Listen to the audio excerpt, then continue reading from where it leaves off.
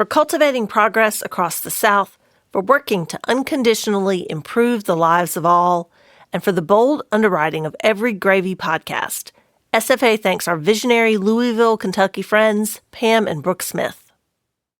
Come summer, this Southerner's mind turns to thoughts of Chilton County peaches, Granger County tomatoes, Bradford watermelons, and of course, Vidalia onions. Goodness, I think that in addition to composing a list, I've just written a supper menu for the middle of July.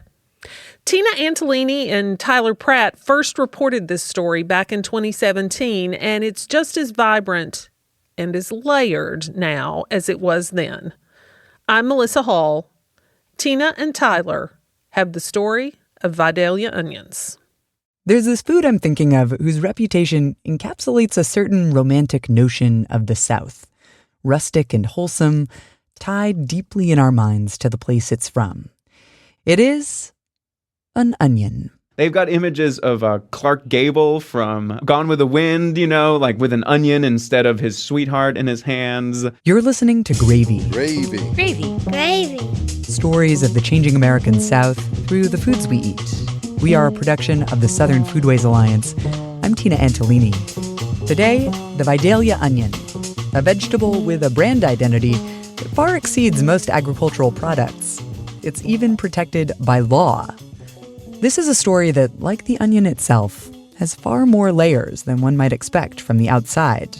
This deeply local Georgia product actually tells us a lot about globalization. To help me tell this story, here's Gravy's intern, Tyler Pratt. Hey, Tyler. Hey. So Tyler is the one who brought Vidalias up because you'd heard that people were crazy about them, right?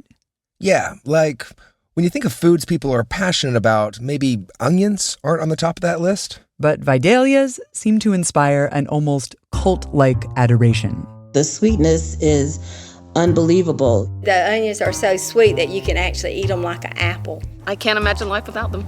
I think I remember around 8 or 9 being aware of food enough to notice that these were different than regular onions. And I think I was attracted to the name too because it's really pretty. Vidalia. Just in general, if I have a shirt that says Vidalia onions on it, I see them, at the airport. They love it. They'll tell a story of how they first started eating them, what their favorite recipe is. I imagine Vidalia to be this mythical place. It's about an hour away from my hometown in Savannah. And I imagine that certain times of year, the soil is just sown with molasses. I don't know, it's just good. Even the Vidalia's biggest fans have this association with place. How did this one kind of onion get so associated with Georgia? And how did it get to be so popular, beloved all over the country? Before we get much further, we should explain something about onions. They can be either hot or sweet.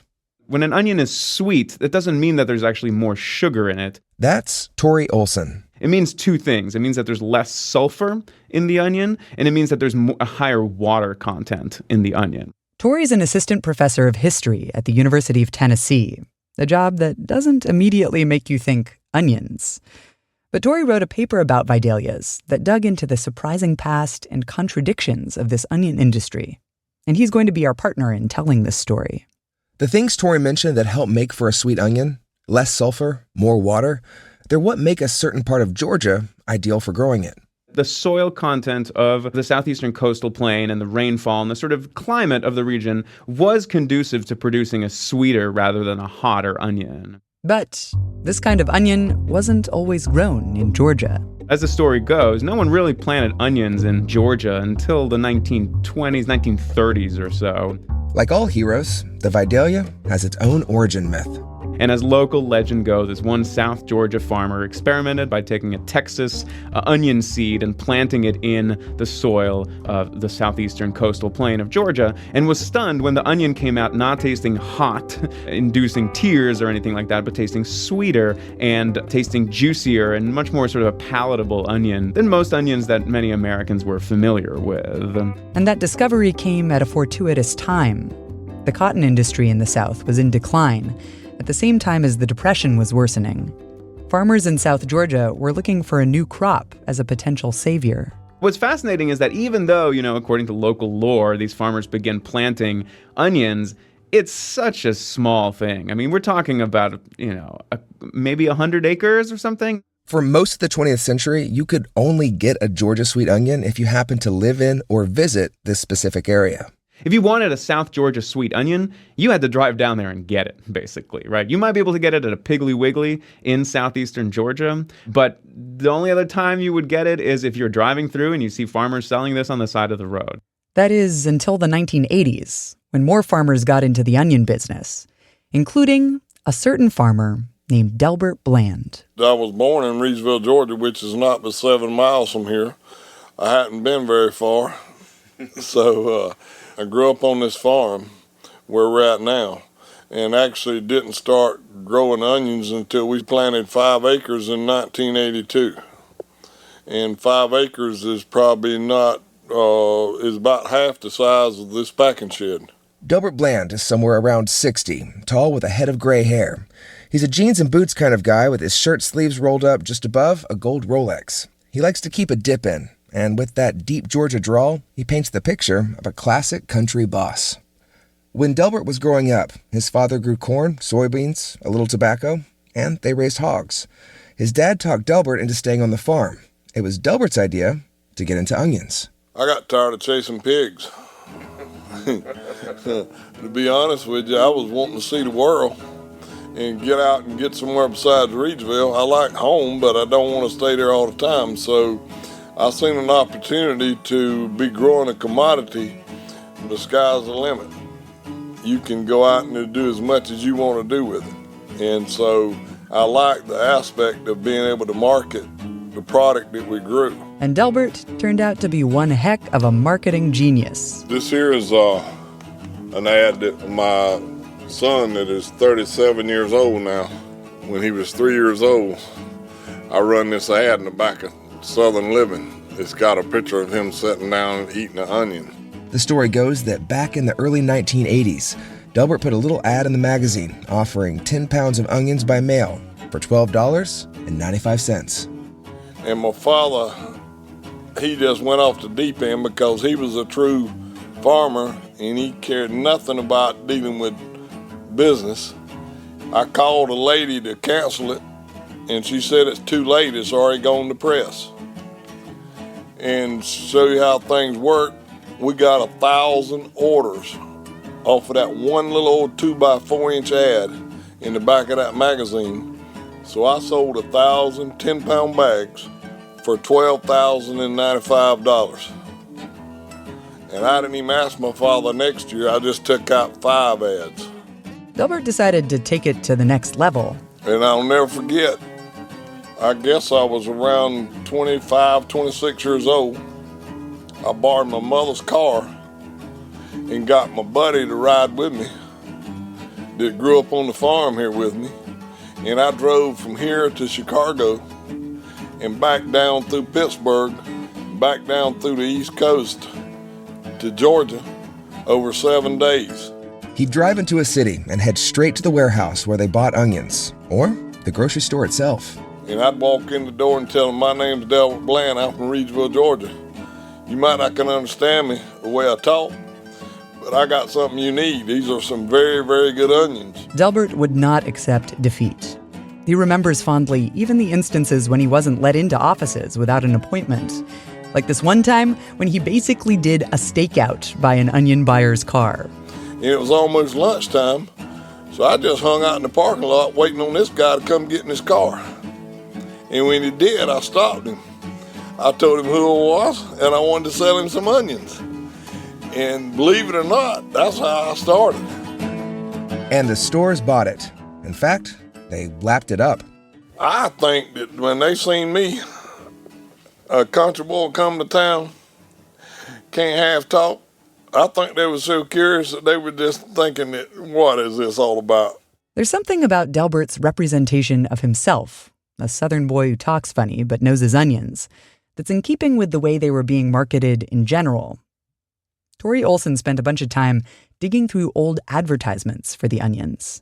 They're all sort of playing on this image of this South, this romantic rural South that's fundamentally different from, industrial, urban Boston or New York or something like this. They've got images of Clark Gable from Gone with the Wind, like with an onion instead of his sweetheart in his hands. They're talking about the sweet, rich soil of Georgia.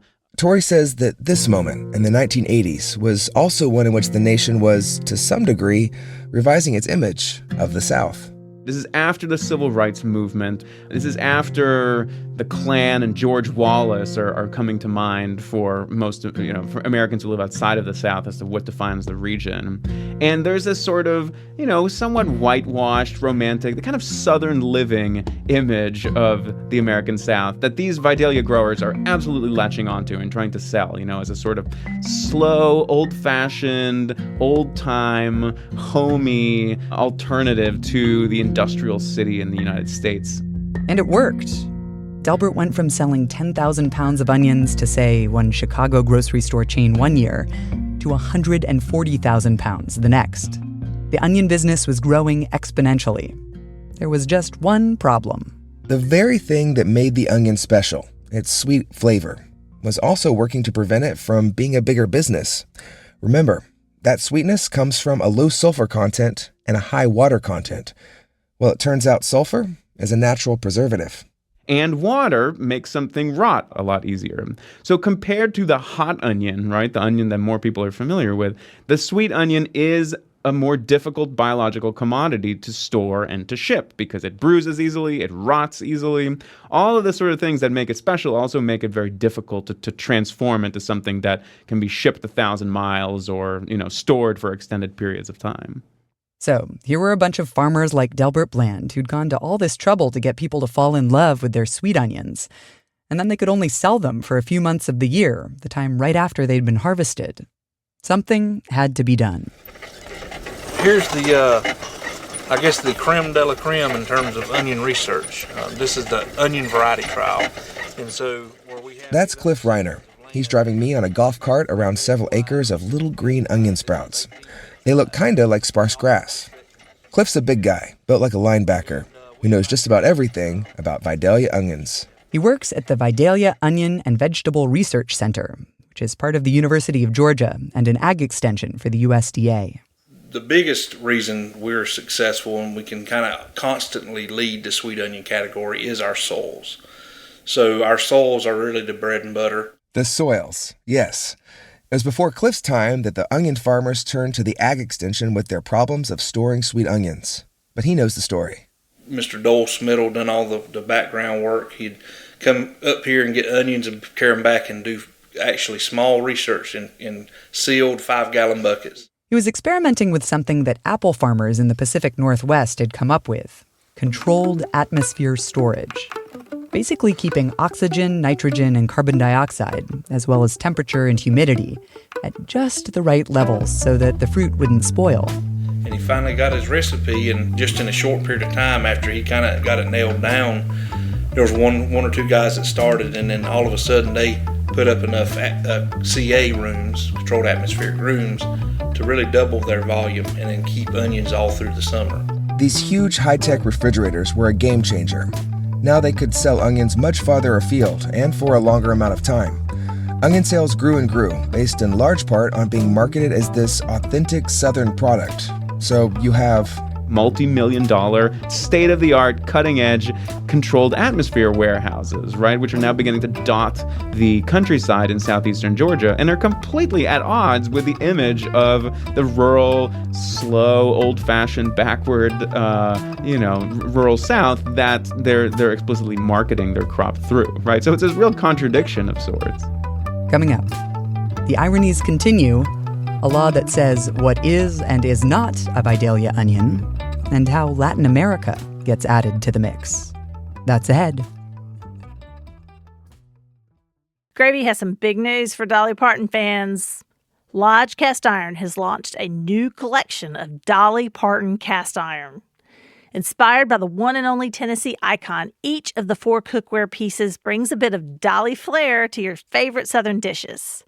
Just like Dolly, cast iron is made in Tennessee and loved all over the world. Made with just iron and oil, the naturally seasoned cooking surface on a Lodge pan is made to last for generations, so you'll never have to change your tune. Take home the new Lodge Cast Iron Dolly Parton collection and shop cookware born to perform at lodgecastiron.com. For Lodge's longtime support of the Southern Foodways Alliance and this podcast, we thank them. And now, back to our story. The Georgia sweet onion's popularity, known and beloved as a uniquely South Georgia product, introduced a different problem: imposters. When Vidalia onion started, we didn't have no laws to govern it. That's farmer Delbert Bland again. And I will never forget, I got a private investigator to come down and sit in the woods to get the proof that we had people bringing onions from Texas over here, pouring them out of the Texas bag into the Vidalia bag and selling them as Vidalias. In the beginning, there wasn't even consensus that Vidalias is what they should be called. Vidalia is a town in this part of Georgia. It's where the warehouse was for the onions. The farmers that lived in Glenville wanted to call it Glenville sweet onions, and the people in Vidalia wanted to call it Vidalia sweet onions because that's where the stores were. There were a whole lot of names for basically the same thing, so a handful of the wealthier farmers decided to come together and get the state involved in trademarking a particular brand name. I went to Atlanta, me and 3 or 4 more farmers, and we got the legislators to agree to district off the Vidalia region. They went with the Vidalia name, and they got this state protection for it, allowing only onions grown in 20 counties in South Georgia to be called Vidalias. Once we got the Georgia law established, we quickly realized we didn't have no authority for somebody in another state. So then we had to get a federal marketing order. So we loaded up and went to Washington, D.C. And so they got it written into federal law. Vidalias were from South Georgia, and South Georgia only. Was this the only place in either the United States or the world where those onions could be produced like that? Here's Tori Olson again. Not at all. I mean, there's plenty of places, whether it's in the Pacific Northwest or all across Central and South America, that had the same sorts of climate profiles to produce that type of onion. But that doesn't mean that South Georgia farmers aren't going to claim that this is the only place in the world where this is possible, because guess what? It sells onions, right? And that's what they want to do. And here's where the ironies of that marketing start to get particularly intense. Remember, the Vidalia industry has this certain image of the onion that they're selling, as evocative of an old-fashioned rural South. At the very moment, they're transforming that South into something that looks totally distinct from that romantic image, in that they're aggressively recruiting immigrant labor. They're aggressively recruiting Latino labor, and particularly coming from Mexico and from Central America. Sweet onions are so tender they have to be harvested by hand, which requires a lot of workers. For a long time, most of the farm labor in this part of Georgia was either black or white. But beginning in the 1970s, particular, you start to have a real influx of Spanish-speaking, Mexican-American, Mexican, and Central American workers coming into the region, coming into the Southeast and into the Atlantic coast that really hadn't been as present before. What those Latin American workers found in South Georgia, the labor conditions they've faced, and the visa program that governs a lot of onion workers now, well, that's complicated enough to warrant its own story. But all that is just the start of the global connections the onion industry began developing as it grew. The thing was, there was such a demand now. Farmers wanted to be able to make Vidalias available year-round. Controlled atmosphere storage could only do so much. So if you put an onion in a warehouse in April and you checked in mid-November to see if you can try to sell them in Thanksgiving, you'd be sorely disappointed because they would have been rotten and turned to mush, and basically no one would pay any amount of money for that. Yeah, it's pretty yucky. So they wanted to surpass the biological limitations of this onion. How do you do that? What magic trick could they come up with next? They couldn't find a way to do that actually in Georgia. So what did they decide to do? Well, they realized essentially that there's lots of other places around the world where you can grow sweet onions that have a similar soil and climate and precipitation profile to southeastern Georgia. It was actually the Ag Extension Service in combination with USAID, the federal agency in charge of international development, that helped figure out where in the world to turn. So the bridge from the United States, from southeast Georgia to first Nicaragua and then Peru, is constructed not by free market entrepreneurs, but by government bureaucrats. First, they tried Nicaragua, but had issues with too much rain. So they started looking for another Latin American country. Delbert Bland has his own story of how he learned about this new frontier for growing onions. This guy from Peru, went to school in UC Davis in California and graduated with an agriculture degree. He toured the U.S. on his way home, ended up here looking for things that they could grow in Peru. His name was Carlos. And so he rode around with my father for a couple of days in the truck because Daddy wouldn't sit down and talk to nobody. He just stayed in his truck all day. And he took a liking to this little fella. And when he went to leave, he gave him a bag of onion seed. It's about the size of a little mustard seed to put in his suitcase and carry home. So, in Delbert's version of the story, Carlos went home and started playing around with growing the onions in Peru. And through working with him, we figured out that we could grow those onions down there and they would be just as sweet in the desert, basically down there. And then it comes off at the opposite time of the year that the Vidalias do. So that's basically how we started, by accident. And that's how most things start, really. That's the legend, according to Delbert. The reality, well, it's a little less folksy charming. We learned it from Carlos himself. We tracked him down by phone in Peru. My last name is Lozada, Lozada. According to Carlos, by the time he visited South Georgia, he was already very familiar with sweet onions. Peru is traditionally a red onion growing country. But in the early 1990s, they'd had a visit from a U.S. delegation aimed at introducing them to agricultural products they could sell in the United States. One such expert mentioned the possibility of growing sweet onions.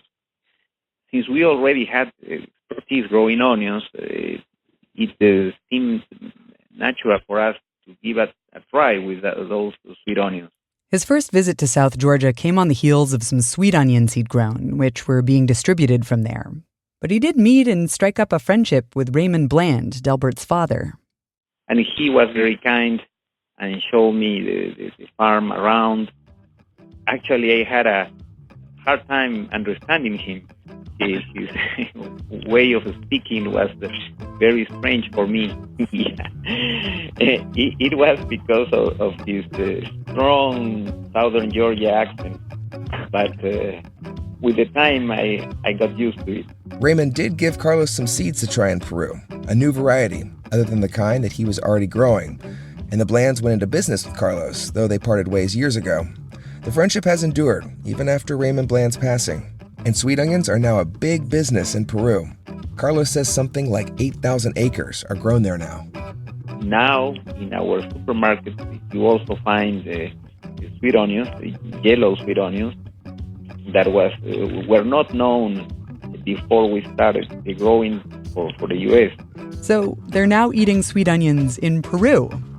They've had to figure out some new dishes to use them in, though. It is not good to eat a ceviche with yellow sweet onions. Back at Bland Farms, all these internationally grown onions still come through the packing houses in South Georgia. Delbert Bland and I are standing in the middle of his huge open-air warehouse. It's massive, and it's just one of 5 facilities Delbert has in the area. Forklifts carrying huge bins whiz by, and that loud noise?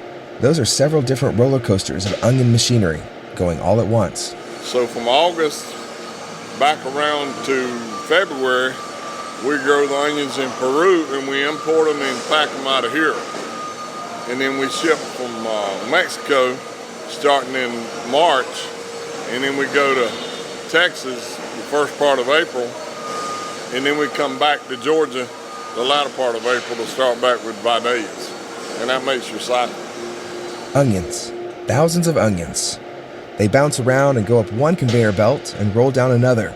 Sorted and categorized, they end up in either bags, boxes, crates, or bins. Each is meant for a different destination, somewhere in North America. Delbert says his business is now worth just shy of $100 million.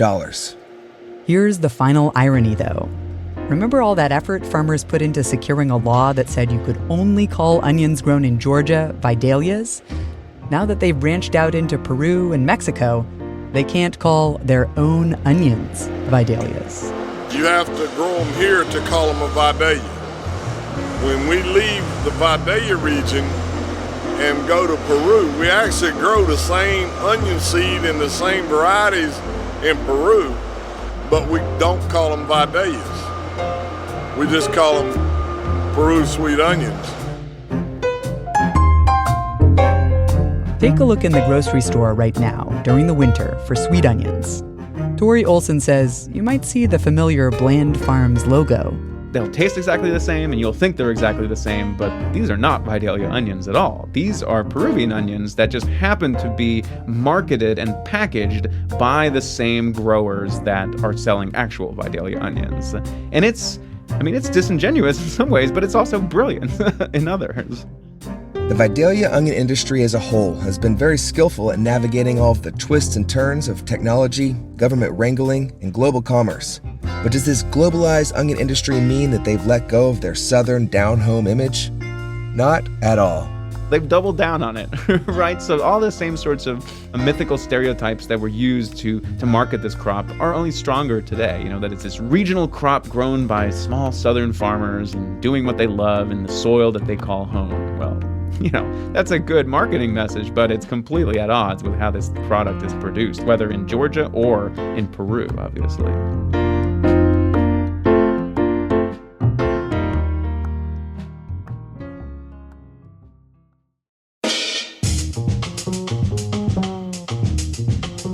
Back in 2017, Tyler Pratt was Gravy's intern. Today, he's the news director for 891 KHOL in Jackson Hole, Wyoming.